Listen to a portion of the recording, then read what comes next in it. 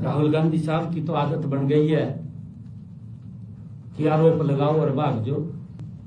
Hydrogen bomb कहां फोड़ूंगा? Atom bomb, hydrogen bomb की बात कही उसने। कहा मैं हाइड्रोजन बम फोड़ूंगा। बताओ भाई, हाइड्रोजन बम हम बिड़ रहे दिए। ये राहुल गांधी कांग्रेस पार्टी अपने कर्मों को, अपने पापों को छुपाने के लिए ये दूसरे को पर उंगली उठा रहे हैं। कांग्रेस की आदत है थूक भी दो फिर चाट भी लो। ये इस प्रकार की आदत ये कांग्रेस की बन चुकी है।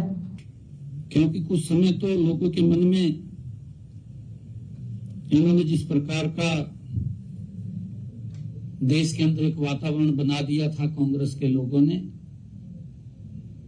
कि आजादी में कांग्रेस की भूमिका रही है। क्योंकि कुछ समय तो लोगों के मन में इन्होंने जिस प्रकार का देश के अंदर एक वातावरण बना दिया था कांग्रेस के लोगों ने कि आजादी में कांग्रेस की भूमिका रही है, और उस आधार के ऊपर वोट भी कलेक्ट करते रहे। परंतु अगर हम महात्मा गांधी जी का संदेश को सुने, जो महात्मा गांधी जी ने कहा था कि देश आजाद हो गया है और कांग्रेस को अब समाप्त कर देना चाहिए, तो उसमें महात्मा गांधी जी ने कहा था। परंतु कांग्रेस के जो नेता थे उन्होंने उसका लाभ उठाया और देश को अंधेरे में रखा, देश के लोगों का शोषण किया। जब 55 सालों में जो लोगों की अपेक्षाएं थी, यंग लोगों की अपेक्षाएं थी जिन्होंने इस आजादी में अपने आप को कुर्बान किया है, उनके सपने थे कि हमारा भारत गुलामी की जंजीरों से हम भी खुली हवा में सांस ले सकें, उससे मुक्त होना चाहिए। परंतु उसका लाभ उठा करके और लोगों को गुमराह करते रहे। आज ये स्थिति कांग्रेस के नेताओं के सामने बन गई है कि जब देश धीरे धीरे समझ रहा था और उनको बाहर कर रहा था, कभी तो ये ईवीएम को गलत ठहराने का काम करते हैं, कभी संविधान को खतरा बताते हैं, कभी वोट चोरी का आरोप लगाते हैं। भाई साहब को मुद्दा भी है कोई? राहुल गांधी साहब, कोई मुद्दा भी है क्या?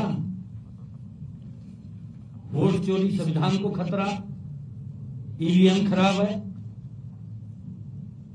भाई अगर ईवीएम या ईवीएम के ऊपर जो आप क्वेश्चन उठा रहे हैं, आपके अगर जो सांसद भी चुने गए, विधायक भी चुने गए, कैसे चुनते हो?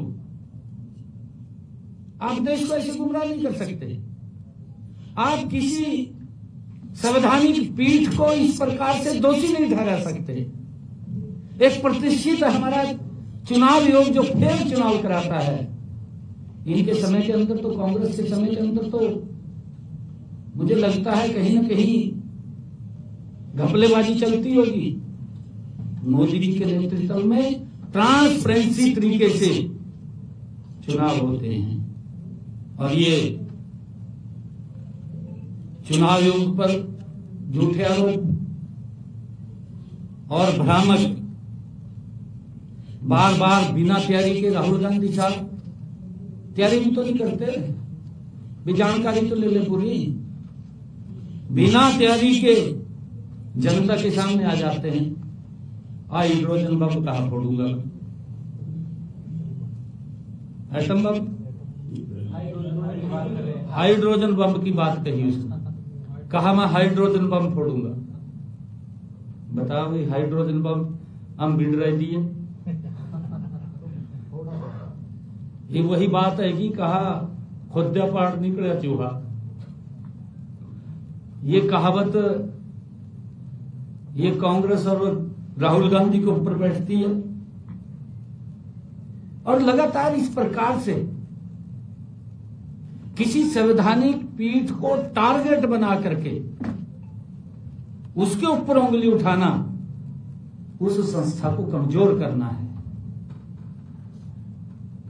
ये राहुल गांधी कांग्रेस पार्टी अपने कर्मों को, अपने पापों को छुपाने के लिए ये दूसरे को ऊपर उंगली उठा रहे हैं। कोई अधिकार नहीं है इनको, कोई किसी प्रकार का अधिकार नहीं है। भाई अपने गिरेबान में जा, फिर दूसरे को ऊपर उंगली उठा। हमने क्या काम किए हैं, क्या नहीं किए हैं। मोदी जी का संकल्प है कि ये भारत 2047 तक विकसित राष्ट्र बनेगा। आज भारत का गांव, आज भारत का शहर, आज भारत के वार्ड,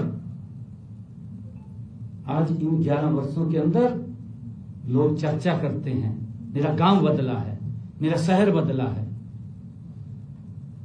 ये विकसित भारत की पहचान है। परंतु राहुल गांधी साहब की तो आदत बन गई है कि आरोप लगाओ और भाग जो। कांग्रेस की आदत है थूक भी दो फिर चाट भी लो। ये इस प्रकार की आदत ये कांग्रेस की बन चुकी है। यह पहली बार नहीं हुआ कि आज ही हुआ है। इनके झूठ बोलना डीएनए के अंदर है। राहुल गांधी ने निराधार आरोप लगाए हैं और फिर उनसे भाग भी गए। आपके सामने है, आरोप भी लगा दिया फिर भाग गए। ऐसा लगता है कि यह उनके डीएनए के अंदर है। वे सिर्फ घुसपैठियों और शहरी नक्सलियों को बचाने के लिए ऐसे झूठे निराधार आरोप लगा रहे हैं। राहुल गांधी ने 2023 के कर्नाटक चुनाव के मतदाता सूची को मौजूदा हमारे मुख्य चुनाव आयुक्त श्री ज्ञानेश कुमार जी से जोड़ा है, उनके साथ जोड़ा है इसने। जबकि वे फरवरी 2025 में नियुक्त हुए थे। आखिर राहुल गांधी 2023 की घटना का दोष हमारे आज के वर्तमान के मुख्य चुनाव आयुक्त पर क्यों मर रहे हैं, क्यों वो बोल रहे हैं? इसको यही नहीं पता लगता कि क्या हो रहा है, क्या नहीं हो रहा। पूरी जानकारी उपलब्ध नहीं होती। कहीं ना कहीं तो स्क्रिप्ट आ जाती है, उसको बोल देते हैं। जहां तक कर्नाटक के अलंद जो उन्होंने विशेष रूप से टारगेट किया है, अलंद विधानसभा क्षेत्र की उन्होंने बात कही है, जिसका हवाला राहुल गांधी दे रहे थे अपनी प्रेजेंटेशन के अंदर। आपने भी सुना होगा, पूरे देश ने सुना। एक हाथ जेब में पैर रखा था, जेब में पैका बता रहे थे। वहां 2023 में कांग्रेस ही जीतती है, जहां को अल्लाह दे रहे थे। अगर वहां वोट चोरी होते, कैसे कांग्रेस पार्टी जीत जाती? क्यों देश को गुमराह कर रहे हैं? कांग्रेस के पास मुद्दा नहीं बचा, कोई भी कोई मुद्दा नहीं है। बिना मुद्दे के अरे आपने लोगों को इतना प्रताड़ित कर दिया। आपने अरे 84 के दंगों को याद करके लोगों के रोंगटे खड़े हो जाते हैं। वोट चोरी तो आपके हो रहे हैं। अगर 84 के समय के अंदर जो अत्याचार किया गया, जिस प्रकार से लोगों को घरों से काट करके जला दिया गया, फिर वोट चोरी होगा नहीं होगा? कैसे चोरी नहीं होगा? कौन वोट दे देगा आप लोगों को? आपने तो सारी संवैधानिक चीजों को दांव के ऊपर लगाया है और ये बात करते हैं वोट चोरी हो गया। 2023 में जिसकी बात कर रहा है वहां की कांग्रेस जीत रही है। अगर वहां से कांग्रेस जीत रही है, अगर वोट चोरी होता या ईवीएम के अंदर कोई गड़बड़ होती, कैसे जीत जाते ये? इतना तो देख लीजिए। राहुल अपने ही विधायक को मुश्किल में डाल रहे हैं। बड़ी मुश्किल तो बेचारा बढ़िया, उसकी अपनी छवि होगी, अपनी छवि के कारण बन गया होगा। उसका विधायक पद भी खोसने के ऊपर लगे हुआ, उसका विधायक पद भी चला जा। क्या ये बातें करते हैं? सच में राहुल गांधी जो भी वक्तव्य उन्होंने दिए हैं उसको तोड़ मरोड़ करके जनता के सामने झूठ परोस दिया है, भ्रमित कर दिया है। मैं बताना चाहूंगा इस मामले में पहले ही एफआईआर दर्ज हो चुकी है। वो चुनाव आयोग ने उसके ऊपर उपयोग किए गए मोबाइल नंबर और आईपी पते पर उपलब्ध कराए हैं। अगर कहीं कोई गड़बड़ हुई है, चुनाव आयोग की ड्यूटी है, स्वतंत्र है, वो संवैधानिक पीठ है, वो उसके ऊपर दबाव नहीं होता किसी का। वो तुरंत कार्रवाई संज्ञान लेता है, कार्रवाई करता है। उसके ऊपर दबाव किसका है? कांग्रेस के समय में होता होगा चुनाव आयोग के ऊपर दबाव। उनके समय में ये उपयोग करते थे, अपनी तरफ नहीं झांक रहे। मोदी जी के समय में नहीं है किसी के ऊपर कोई दबाव। हमारी सभी संवैधानिक संस्थाएं स्वतंत्र रूप से काम कर रही हैं। मोदी जी के नेतृत्व में संविधान सुरक्षित है। कांग्रेस के समय में संविधान भी सुरक्षित नहीं था। इनके समय का रिकॉर्ड उठा करके देख लीजिए, लोकतंत्र सुरक्षित नहीं था। जब इनके पैरों तले से जमीन निकल चुकी, जब इनका झाड़ी खत्म हो गया, झाड़ी नहीं रहा इनका, तो फिर कहां से धान आएगा? झाड़ तो रहा नहीं, खाली हो रहेगा, नीचे के डंड निकल रहेंगे, पराली रहेगी। और इसकी जांच कर्नाटक में कांग्रेस की ही सरकार और सीआईडी कर रही है। वहीं की सरकार, उन्हीं की सरकार कर रही है। सीआईडी वहां की नहीं की सीआईडी है इस टाइम। तो मैं राहुल गांधी जी से ये पूछना चाहता हूं कि अपनी ही पार्टी की सरकार की जांच पर उनको भरोसा नहीं है क्या? भरोसा होना चाहिए ना। अपनी सरकार के ऊपर ही भरोसा नहीं रहा। दरअसल ये फ्रस्ट्रेशन में आ गए, पता नहीं लगता क्या हो रहा है, क्या नहीं हो रहा, क्या कह रहे, फ्रस्ट्रेशन में आ गए।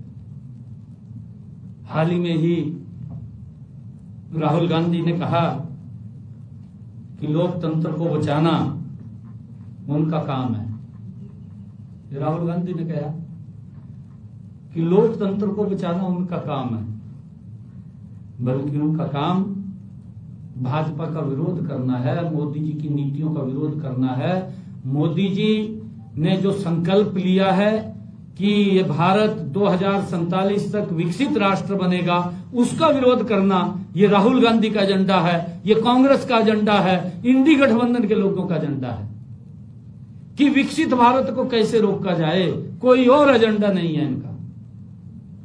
यह एक ही लाइन उनकी असली मंशा को उजागर करने के लिए काफी है जो उन्होंने कहा है। मित्रों, राहुल गांधी के सभी झूठे दावों को भारतीय चुनाव आयोग ने भी प्रेस कॉन्फ्रेंस कर कुछ मिनटों में उसको खारिज कर दिया है। एक संवैधानिक पीठ है जो सभी के लिए काम करती है। वो ना तो बीजेपी देखती है, ना कांग्रेस देखती है, ना अन्य दल देखती है। सबके लिए समान रूप से वो संवैधानिक पीठ काम करती है। और अगर कोई दिक्कत आती है फिर उसी के पास एप्लीकेशन लेके जाए, फिर शिकायत भी वहीं जा रहे करने। भाई आप वहां से अगर आपको भरोसा नहीं है फिर शिकायत करने क्यों जा रहे हैं? शिकायत करने भी उसी के पास जा रहे हैं। एक आपको भरोसा नहीं है। किस तरीके से ये लोग हमारी संवैधानिक संस्थाओं को, पीठों को कमजोर करने का काम कर रहे हैं। अरे राहुल गांधी साहब, मैं आपको बताना चाहूंगा, आज देश को हमारी संविधान पीठों के ऊपर पूर्ण विश्वास है, कांग्रेस पे विश्वास नहीं है। कांग्रेस खोखली हो चुकी है, समाप्त हो चुकी है, उसका विश्वास खत्म हो चुका है, कांग्रेस के ऊपर विश्वास नहीं रहा है। और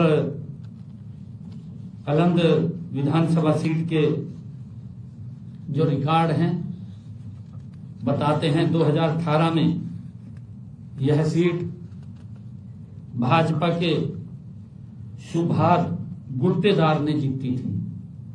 सुभाष गुट्टेदार उन्होंने जीती थी, जबकि 2023 में कांग्रेस के BR पाटिल ने उस सीट को 10,348 वोटों के बड़े अंतर से जीता था। जो हाइड्रोजन बम फोड़िया, कम से कम देख तो दिन दल में भी कुछ बॉम्ब ठायों घूम रहा, आई नहीं कुछ भी।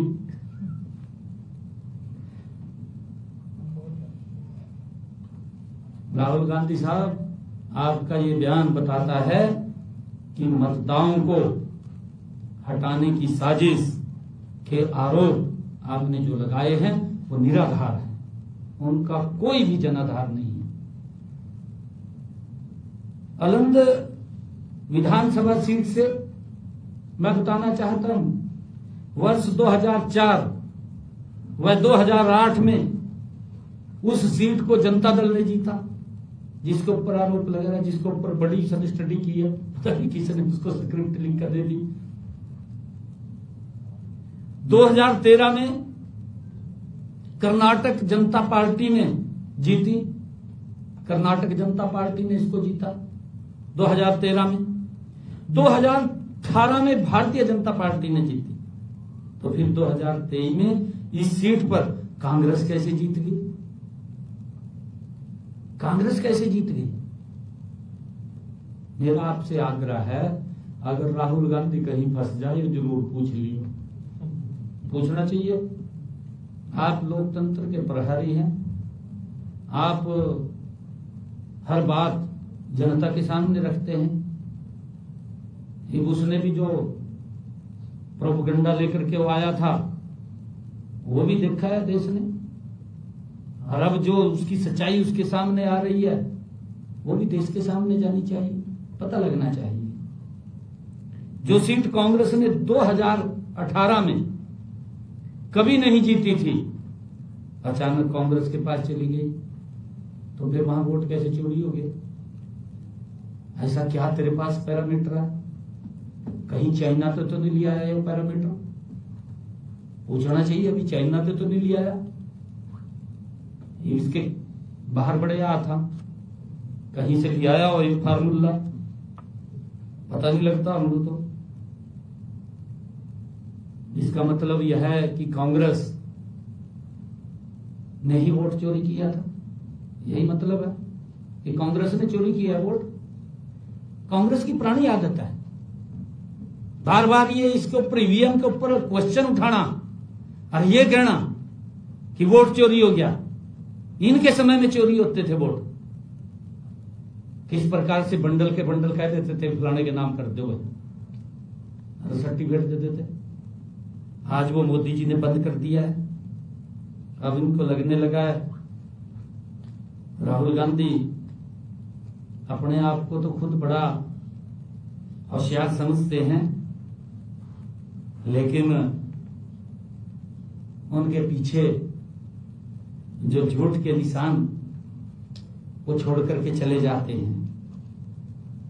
राहुल गांधी ने यह भी दावा किया कि अलंद विधानसभा क्षेत्र से बबीता चौधरी, सोम कांतले, काशीनाथ और अशोक मणि राव के नाम मतदाता सूची से हटा दिए गए। ये भी उन्होंने अपने वक्तव्य में कहा राहुल गांधी ने, जबकि यह सच है कि इन तीनों मतदाताओं के नाम अभी भी चुनाव आयोग के रिकॉर्ड में वैध हैं, अभी भी हैं। ये तो ये सोचता है कि शायद पता ही नहीं है किसी को, कुछ भी नहीं पता। सबसे बड़ा समझदार अगर कोई है राहुल गांधी है, कांग्रेस है, जिन्होंने 4-4 दिन के अंदर भयानक बरसात के अंदर खड़े रहा थे लोग लाइन के अंदर सिलेंडर लेने के लिए, भयानक सर्दी के अंदर बाज भी नहीं सकते लोग। वे भाई बरसात है कि ऊपर वे मैं सिलेंडर छोड़ के इधर उधर हो जाऊं, लोग सोच लेते पता नहीं कौन ठहले जगह सिलेंडर मारा। उस समय के अंदर बरसात में खड़े रहते थे, बरसात में खड़े रहते थे तो फिर लोग फिर कह रहे चोरी हो गई वोट। चोरी तो आपके क्रियाकलापों ने की है, आपने तो अपने आप को मजबूत किया है, देश को मजबूत नहीं किया। आज भी इनके जो डीएनए के अंदर जो इनकी सोच है, देश की संवैधानिक संस्थाओं के ऊपर जिस प्रकार से ये हमला बोलते हैं, जिस प्रकार से उनको अपमानित करते हैं, आप रिकॉर्ड उठा करके देख लीजिए। हर चीज को अपमानित, हर संवैधानिक संस्था को समय समय के ऊपर कांग्रेस और इनके इंडी गठबंधन के दलों ने अपमानित करने का काम किया है। मैं नहीं कहता हूं, आप देखिए जागरूक पत्रकार हैं। एक आदमी ये बोलता है मंचों के ऊपर खड़ा होकर के कि कांग्रेस इतनी भ्रष्टाचारी पार्टी है, पब्लिक के सामने खड़ा होकर के मंच के ऊपर बोलता है, मैं अपने बच्चों की कसम खाता हूं कभी कांग्रेस से समझौता नहीं करूंगा। और सबसे पहले जगबंधु गले में चिपट गया। फिर ये वोट देख रहे हैं ना लोग, वोट चोरी हो रहे नहीं हो रहे। ये बोलते तो कुछ है, करते कुछ है। ये तो अपनी स्वार्थ सिद्धि के लिए लगे हुए हैं, देश की स्वार्थ सिद्धि के लिए नहीं लगे। ये फर्क है कांग्रेस इंडी गठबंधन और मोदी के अंदर। मोदी जी का स्वार्थ है देश को विकसित राष्ट्र बनाना,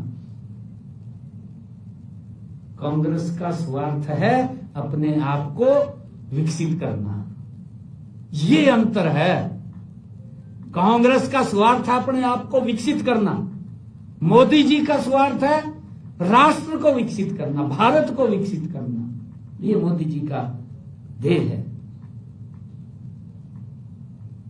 मैं ये कहना चाहूंगा कि चुनाव ऑनलाइन जीते हारे नहीं जा सकते, जो राहुल गांधी साहब कह रहे थे। ऑनलाइन तो केवल झूठ फैलाया जा सकता है। झूठ फैलाने में तो आजकल सोशल मीडिया पर कोई भी डाल दे, कुछ भी कह दे, कोई जोड़ लग रहा है इनका। परंतु आज देश समझ रहा है, देश देख रहा है इनके क्या क्या झूठी बातें गढ़ी जा सकती हैं, दुष्प्रचार किया जा सकता है। इसमें तो राहुल गांधी और कांग्रेस इंडी गठबंधन पूरा माहिरा। कैसे गढ़ना, एक ऐसी पता नहीं कहां से चलेगा, चलकर उसमें ऐसा प्रेजेंट कर देंगे लोगों के सामने, भाई ये तो बड़ा खतरनाक काम कर दिया। परंतु अब ये चलने वाला नहीं कांग्रेस का। कांग्रेस का ये झूठ भी बिकने वाला नहीं है। झूठ के ऊपर झूठ कांग्रेस बोलती है। अब कांग्रेस का झूठ भी, क्योंकि अब लोग समझ चुके हैं,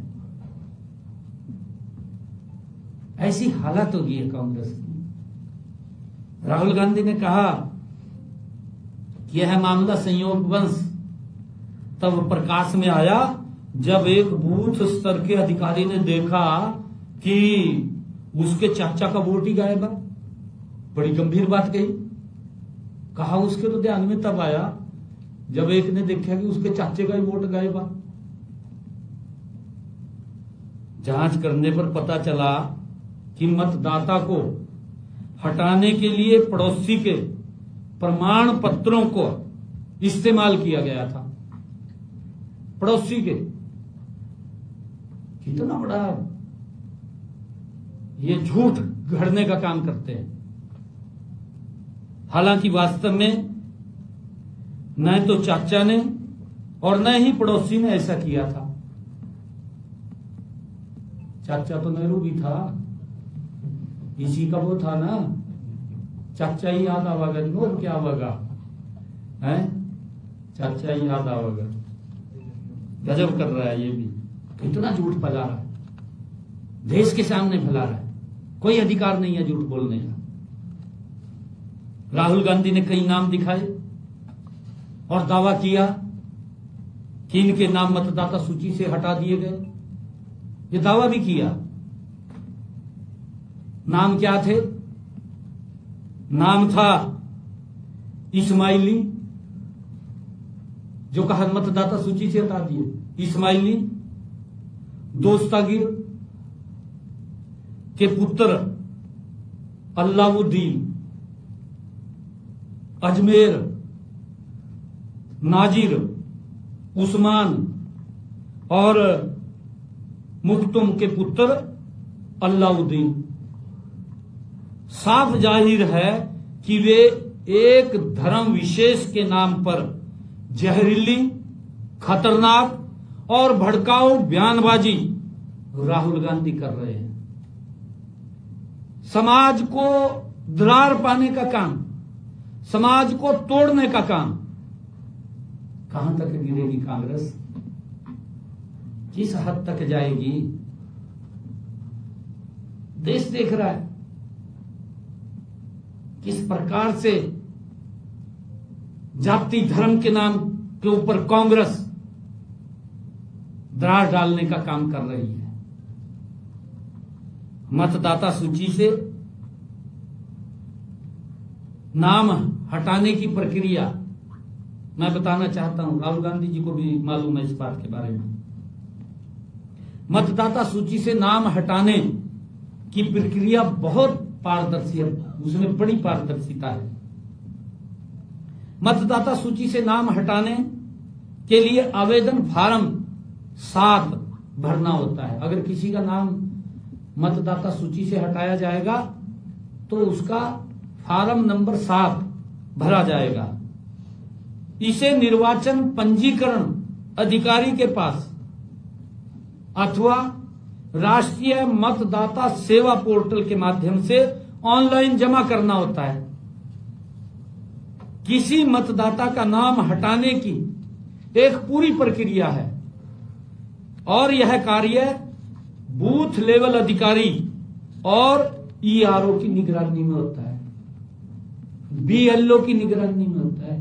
एक हमारा ईआरओ और बूथ लेवल ऑफिसर, उनकी निगरानी में होता है। इसकी पूरी प्रक्रिया है।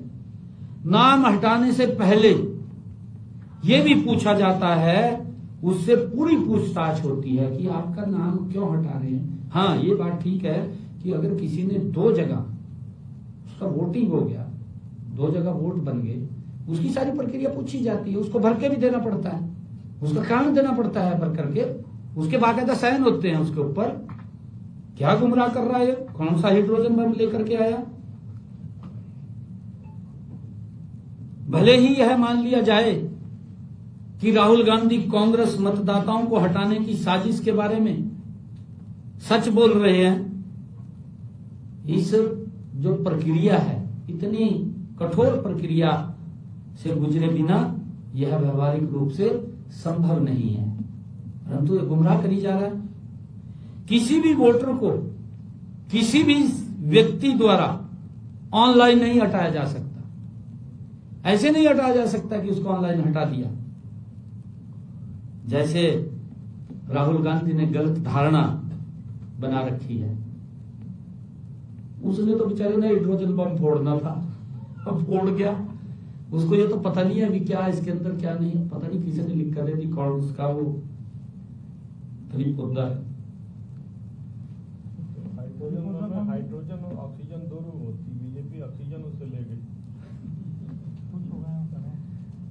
प्रभावित व्यक्ति को सुनवाई का भी मैं आपको बताना चाहता हूं, अवसर दिए बिना अगर किसी का नाम वोटर लिस्ट से निकाला जाता है तो जो व्यक्ति इफेक्टेड होता है उसकी सुने बिना उसको सुनवाई का पहले अवसर दिया जाता है, फिर वोटर को नहीं हटाने दिया जा सकता। उसको सुनने के बाद ही तो होता है ना, उसको पूछा जाता है कि क्या कारण है क्या नहीं है सारा। परंतु एक बात और मैं कहना चाहूंगा कि एफआईआर वर्ष 2023 में दर्ज हुई। कर्नाटक सीआईडी द्वारा चुनाव आयोग को पत्र फरवरी और मार्च 2023 में लिखा गया था चुनाव आयोग द्वारा। तब कर्नाटक में भाजपा की सत्ता थी जब चुनाव आयोग ने लिखा। कौन सा इसने रिकॉर्ड उठाया, कहां से उठाया? तो राहुल गांधी जी के तर्क, भाजपा वोट चोरी कर रही थी, जो राहुल गांधी साहब बोल रहे हैं, और भाजपा खुद ही अपने खिलाफ सीआईडी करवा रही थी, जांच कर रही थी, अपने आप ही कर रही थी। क्या कमाल की बात है, भाजपा चुनाव हार गई। अगर वोट चोरी हो रहे थे क्यों हार गई? राहुल गांधी इसके ऊपर भी थोड़ा सा प्रकाश डाल दे, जिसने लिख कर दिया वो कौन दिमागदार इसके पीछे बैठे आ जो। जहां तक मालूर विधानसभा क्षेत्र की बात है, कर्नाटक उच्च न्यायालय ने इसके कांग्रेसी विधायक केवाई नंजेगौड़ा के चुनाव को 4 दिन पहले ही 16 सितंबर 2025 को रद्द किया है। चुनाव से 4 दिन पहले। और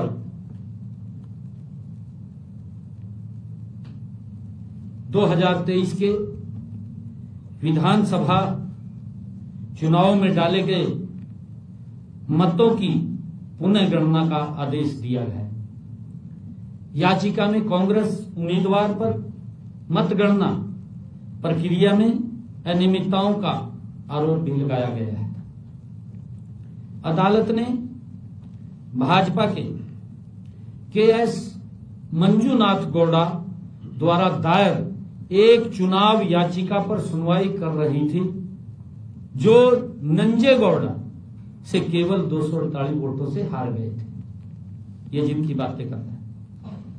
लगभग 2 साल की सुनवाई के बाद अदालत ने पुनः मतगणना के पक्ष में फैसला सुनाया और नंजेगौड़ा के चुनाव को अवैध घोषित कर दिया।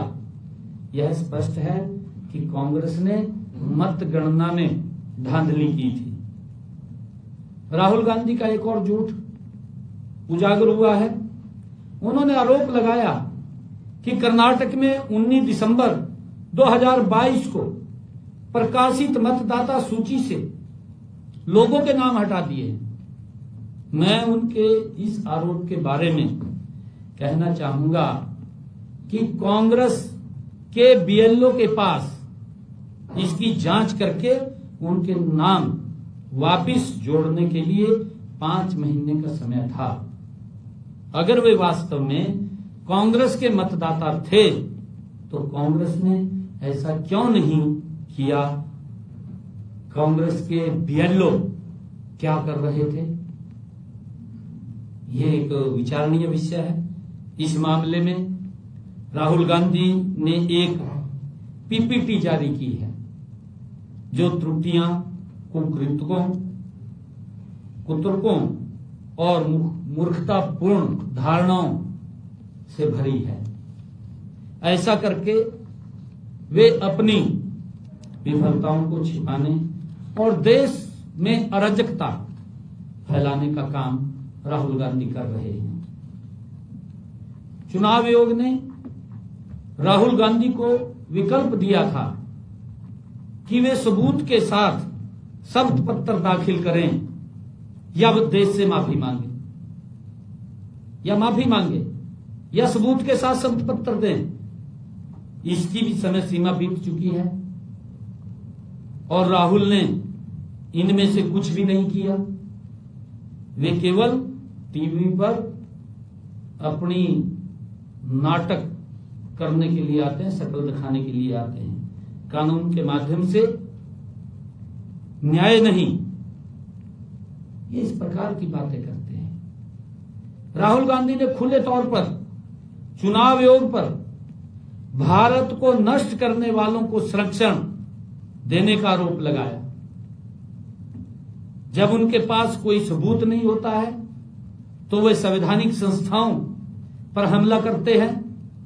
संस्थाओं को कमजोर करना कांग्रेस की संस्कृति रही है, उनके डीएनए में है।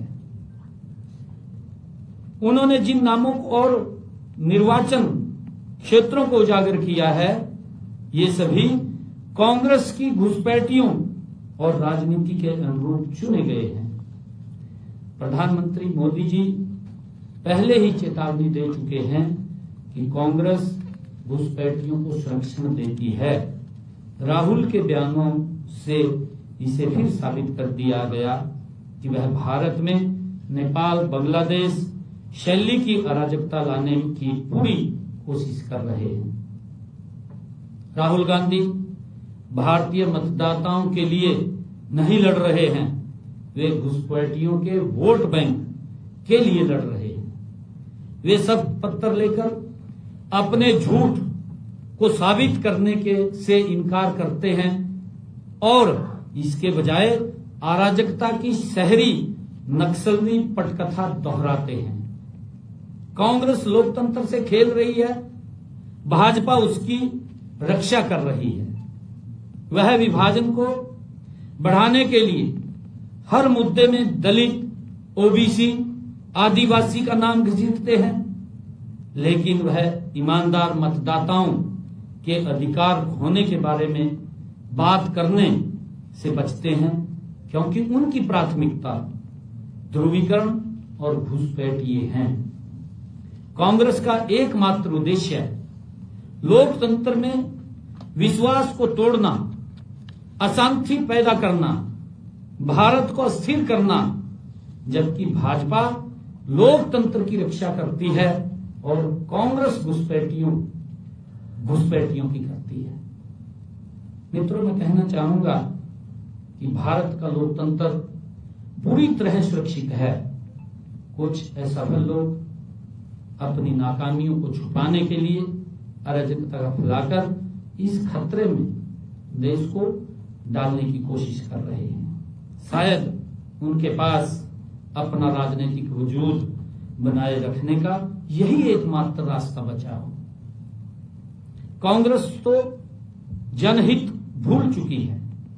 हरियाणा में कांग्रेस पार्टी के भीतर कैसा लोकतंत्र है हम सब देख रहे हैं, आपको भी मालूम है, यह सब लोग देख रहे हैं, पता है लोगों को। विधानसभा चुनाव लगभग 1 साल होने को है, इसके बावजूद भी ये अपना नेता प्रतिपक्ष का चुनाव नहीं कर पाए। 1 साल हो गया, 3 विधानसभा के 70 बिना नेता प्रतिपक्ष के निकल गए। कोई दुल्ला नहीं है, बिना दुल्ले के बारात चल रही है और ये इस प्रकार की बातें कर रहे हैं। हरियाणा विधानसभा नेता आज भी प्रतिपक्ष से वंचित है। कांग्रेस के लोग तो केवल भ्रामक प्रचार करने में लगे हुए हैं। इन्हें अपने द्वारा चुनाव में की गई धांधलियां याद क्यों नहीं आ रही? मैं 1-2 उदाहरण देता हूं। वर्ष 2009 में विधानसभा चुनाव में सुखबीर कटारिया बोगस वोटिंग मामला कौन नहीं जानता, खूब चर्चा में रहा। आरोप मुख्य रूप से फर्जी वोटर आईडी कार्ड और झूठे दस्तावेजों का इस्तेमाल करके मतदाता सूची में हेरफेर करने पर आधारित थे। वर्ष 2009 में मतदाता जागरूक मंच नामक एक एनजीओ ने याचिका दायर की, जिसमें आरोप लगाया गया कि कटारिया और अन्य कई लोग गुरुग्राम चुनाव परिणामों को प्रभावित करने के लिए फर्जी वोटर आईडी कार्ड बनाने और इस्तेमाल करने में शामिल थे। यह आरोप लगा है, आपके सामने है। और इसी मामले में 2013 में एक जिला अदालत के निर्देश पर कटारिया के खिलाफ 2 FIR दर्ज हुए हैं। यही कर दिया। इसी प्रकार लोकसभा चुनाव 2014 में नूंह, फिरोजपुर झिरका और पुन्हाना में फर्जी मतदान और बूथ कैप्चरिंग के आरोप लगे। इस क्षेत्र में 78% दर्ज किया गया, मतदान 78% दर्ज किया गया। विशेषकर जिला मुख्यालय नूंह में, जिसमें रैना गांव इलाके शामिल हैं, लेकिन जब लोगों से उनकी अंगुलियों पर इंक मार्क दिखाने को कहा गया तो बहुत कम मतदाताओं की उंगलियों पर इंक के मार्क थे। ये देखा गया है। आमतौर पर ऊंचे मतदान प्रतिशत का मतलब होता है कि अधिकांश लोग विधिवत मतदान कर चुके हैं, उसका ये परिणाम होता है। लेकिन इंक मार्क की अनुपस्थिति इस निष्कर्ष को संदेहास्पद बनाती है। यही तथ्य चुनाव में बूथ कैप्चरिंग या फर्जी वोटिंग की आशंका को मजबूत करता है। इन परिस्थितियों को देखते हुए भारतीय निर्वाचन आयोग ने इस मामले की जांच के आदेश जारी किए थे। मित्रों, 2014 के विधानसभा चुनावों से पहले कैथल निवासी पारस मित्तल ने माननीय पंजाब एवं हरियाणा हाई कोर्ट में केस दायर किया था कि जो लोग कैथल के निवासी नहीं हैं उनके वोट भी बनाए गए हैं। एक बड़ा समझदार है, कैथल के अंदर बैठा जो तू फीड करी जा उसको बताई जा, उनके वोट भी बनाए गए हैं जो कैथल के निवासी भी नहीं थे, कैथल के लोग भी नहीं थे। साथ ही ऐसे कई लोग हैं, उसने जो अपनी याचिका में कहा कि जिनके वोट कैथल और नरवाना दोनों विधानसभा क्षेत्रों में हैं, वही तो इसको प्रेजेंटेशन दी होगी उसने बड़ा कहा। नरवाना और कैथल के अंदर दोनों जगह वोट थे, भी दोनों जगह सूत लाकर अपना पहले ये फर्जी वोट है, ये फर्जीवाड़ा था। मैं बताना चाहूंगा कि इन दोनों ही विधानसभा क्षेत्रों में कांग्रेस के नेता जो राहुल गांधी की नाक के बाल बने हैं रणदीप सुरजेवाला थे, उसको भी थोड़ी सी ध्यान करना चाहिए। पारस मित्तल ने 6 मई 2014 को 10,000 फर्जी वोटर की लिस्ट भी निर्वाचन अधिकारी को सौंपी थी। जांच के बाद 7,447 मतदाताओं को फर्जी मानते हुए मतदाता सूची से हटा दिया गया था। ये 2014 की बात है, यार इनका समय था, सरकार थी इनकी।